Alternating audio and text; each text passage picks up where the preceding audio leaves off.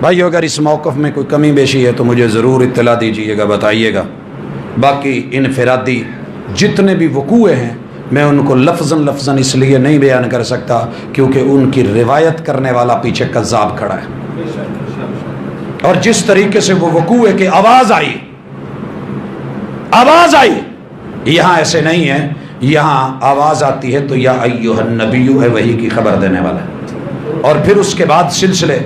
دلائل کے ساتھ چلتے ہیں۔ لیکن جب دلائل کو مسخ کر کے بعد میں پیدا ہونا والا اگلی صدی کا انسان آ کر کے اٹھ کر کے یہ لکھے کہ میں وہاں تھا اور یہ ہو رہا تھا اور وہ ہو رہا تھا، تو حضرات ہم اس سے معذرت کرتے ہیں۔ ہم پھر ایک دفعہ کہہ دیں، اہل بیت اور اصحاب رسول کی آپس میں جدائی ہوگی، یہ ہوائی کسی دشمن کی اڑائی ہوگی، وہ قرآن کے مطابق محمد رسول اللہ والذین معہ اشداء علی الکفار رحماء بینہم، وہ آپس میں مہربان بھی تھے، وہ محب بھی تھے، وہ محبوب بھی تھے، وہ خیر خواہ بھی تھے، وہ عزت دار بھی تھے، وہ اعلاء کلمۃ اللہ کے لیے جیے، اور موت آئی تو اسی پہ، شہادت آئی تو اسی پہ۔ انہوں نے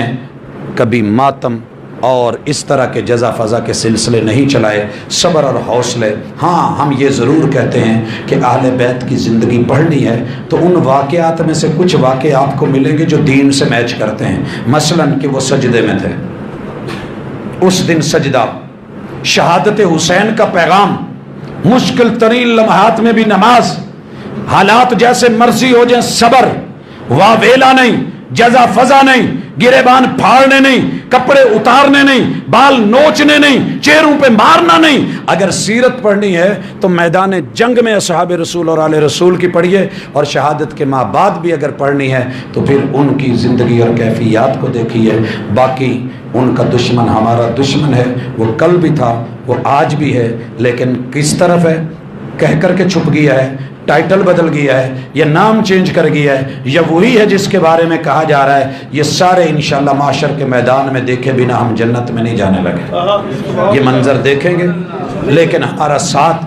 آل رسول کے ساتھ کیونکہ وہ محمد رسول صلی اللہ علیہ وسلم کی آل ہے، اصحاب رسول کے ساتھ کیونکہ وہ محمد رسول صلی اللہ علیہ وسلم کے ہیں، اس لیے کہ ہم نے کلمہ محمد رسول صلی اللہ علیہ وسلم کا پڑھا ہے، کوثر کا جام ان کا ہے، شاف معاشر وہ ہیں، جنت کھلوانے والے وہ ہیں، سید ولد آدم وہ ہیں، لہٰذا ہماری محبتیں انہی کے نام ہیں، ہمیں زبردستی کسی اور کے ساتھ جوڑا بھی نہ جائے، لکھا بھی نہ جائے، پڑھا بھی نہ جائے۔ اقول قولی ھذا وآخر دعوانا